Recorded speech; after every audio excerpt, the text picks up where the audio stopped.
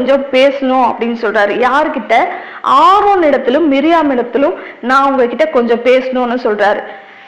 3 பேரும் யோசிக்கிறாங்க, என்ன பேச போறாருன்னு தெரியல ஆண்டவர் அப்படின்னு சொல்லி யோசிக்கும் போது கர்த்தர் சொல்றாரு பாருங்க, உங்களுக்குள்ளே ஒருவன் தீர்க்கதரிசியா இருந்தால், நீங்க சொல்றீங்கல்ல நான் உங்க கூட பேசினேன்ட்டு, அதை நான் எப்படி பேசினேன்னு உங்களுக்கு விளக்கம் சொல்றேன் அப்படின்னு சொல்லி, உங்களுக்குள்ளே ஒருவன் தீர்க்கதரிசியா இருந்தால் நான் என்னை அவனுக்கு தரிசனத்தில் வெளிப்படுத்துவேன்.